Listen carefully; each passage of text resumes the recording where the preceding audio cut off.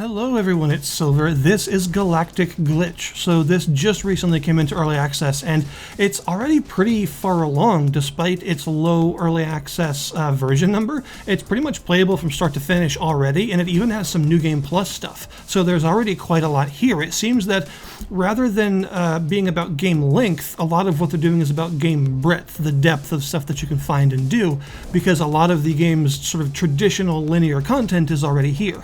So what exactly is it? Well, it is a roguelite space shooter that is going for sort of like an arena shooter concept where you're in these small elastic bubbles that'll be filled with enemies and various hazards and things, and you just gotta destroy everything to move on to the next bubble, and they're all connected in a big web that each encompasses one large level, and then eventually you'll face a sort of mini-boss and then move on to the next level until eventually you face a full-size boss, big boy boss, that takes up its own entire level and then continue from there. So the first thing to talk about is how it looks, because, well, look at it. It has a really cool appearance to it. It's really bright and colorful and bombastic. Everything has a lot of particle effects applied to it, but the game manages to be very readable, even though it's very bright and colorful. And I'm not entirely sure what to call this art style exactly, but what it reminds me of is like mid-2000s tech demos, stuff like Plasma Pong, and a lot of those physics-based demos and things that use like fluid physics and stuff. It's got that kind of appearance to it, mixed with something a little bit like Geometry Wars or something.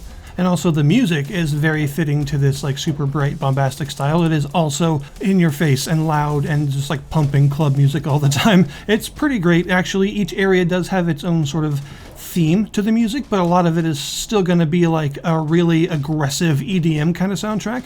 I particularly like the sort of organic-y areas, which have a little bit more of like a creepy horror string kind of vibe, while still having a lot of, you know, electronic beats and stuff. So there's a lot to enjoy here in terms of the audiovisual style of the game, and it's clearly had a lot of thought put into how it needs to look and sound to be as satisfying as possible. But the whole satisfying element doesn't stop with the audiovisual presentation. It's also about how the game feels to play. It's a very physics-based game in terms of how it feels. Everything is quite physical, everything has a sort of reaction to the environment, and even the edges of the environment being all elasticy do matter, because if you hit them, then you'll bounce back towards the middle of the stage, and enemies will do so as well. And you have a sort of gravity gun-like effect on your ship at all times to let you suck up asteroids and crates and various bits of debris in the field and launch them back at enemies. You can even suck up enemy missiles and launch them back and stuff if you time it right. And you can even launch things into this elastic edge, and then they'll bank back into the arena at even higher speed and do higher damage. So if you do like ricochet shots off of the edge of the map, it'll actually improve your damage and stuff. So this is a game that moment to moment just feels really good to play. The movement of your ship has a little bit of weight to it, but is not sluggish. It's very responsive and fast. It's got a dash with some generous iframes that you can use, and you can even get some extra skills that allow you to have multiple dashes and stuff, which is very useful. You'll also eventually get a boost once you make it to a certain part of the game. So you do have some really fun movement options, and the fact that you can bounce yourself around actually improves the feel of the game a lot, because it's chaotic, but it's still very controllable chaos. And I think that part is kind of the key. It works so well not because it's really crazy and hard to follow, but because it's actually very readable and clear and easy to control. It just happens to be really fun and skillful. But in addition to your gravity gun and your dash and stuff, you've also got a weapon, and the weapon has two different functions, a sort of basic shot and then a charge shot that charges up just by dealing damage to enemies with anything, including your gravity gun and stuff.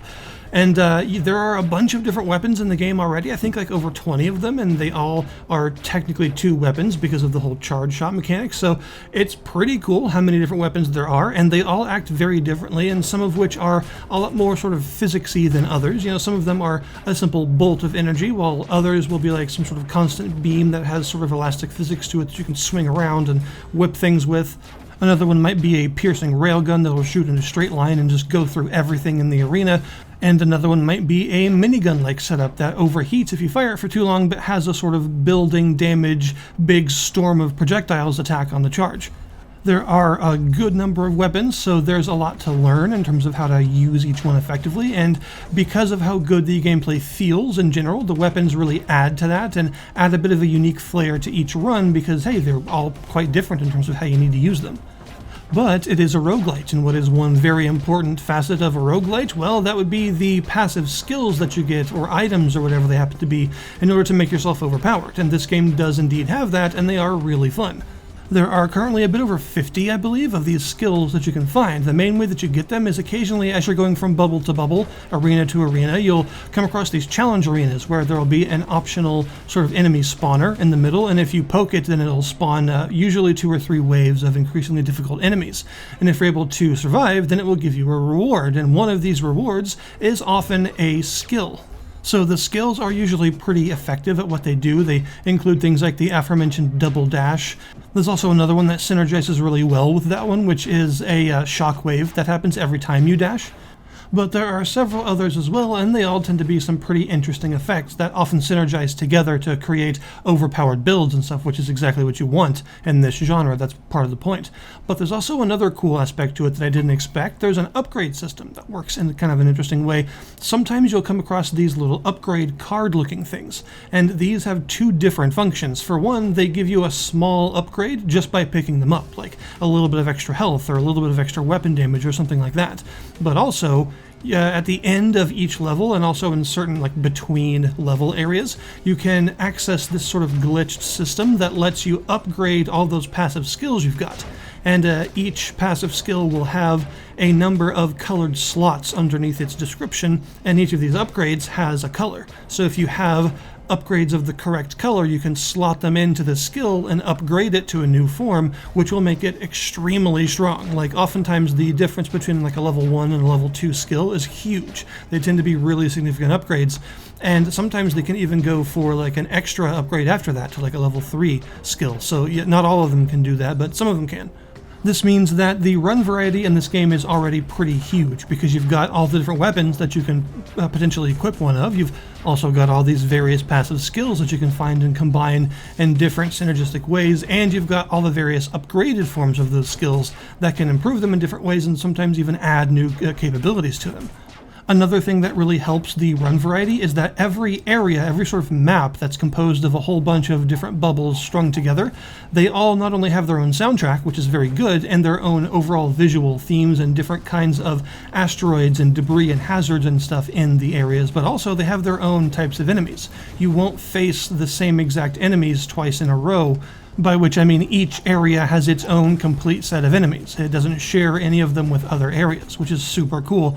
And they're really thematic as well. Like the sort of organic-y green poison area has lots of weird pustulant growths and ships with big poison sacs on them and other organic creatures and stuff. And then you've got something like the Forge, which has a whole bunch of construction-based equipment that all of it has drilling lasers and various things that are sort of repurposed into weapons rather than being actual weapons.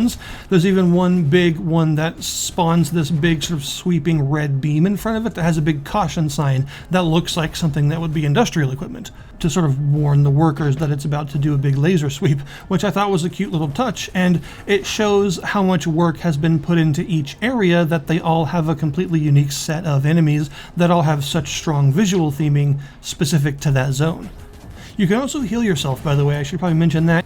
You've got a deceptively small health gauge. It looks like it's made of a good number of segments, but you actually take a lot of damage when you get hurt, especially later on, so you can't take that many hits. You have to be really careful.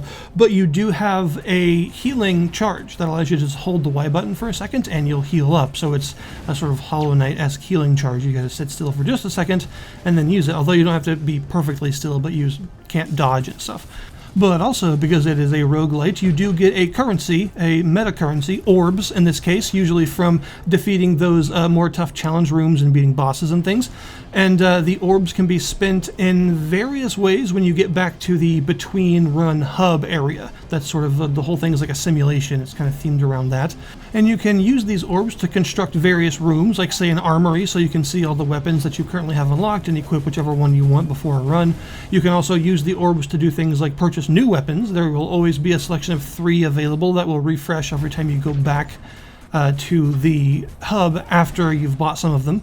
And also there is a skill tree that you can spend the orbs on for incremental upgrades, and the skill tree is actually like a physical object that you have to fly around, which is kind of cute.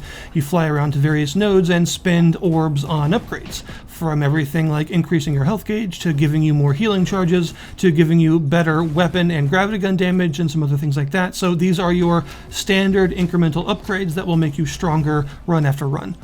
Overall, I'm a big fan of Galactic Glitch so far. I really love its audiovisual presentation. It's just a beautiful looking game with a really cool style that's very unique, honestly. I don't think I've ever seen anything that looks exactly like this. And also, the way that it feels to play is its biggest asset. The way that it's super satisfying to simply fly around and fight means that it's got a lot of longevity and a lot of lifetime, I think, in terms of just adding more stuff, because the base gameplay loop, the simplest parts of it, are so satisfying to interact with that pretty much anything you add on top of that is automatically going to be more fun.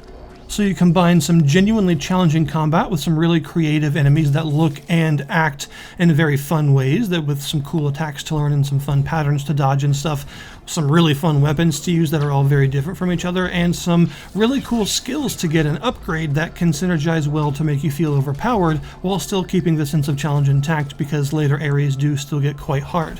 So yeah, definitely a big fan. I think this game has a lot to offer already and is absolutely worth its quite low, honestly, asking price.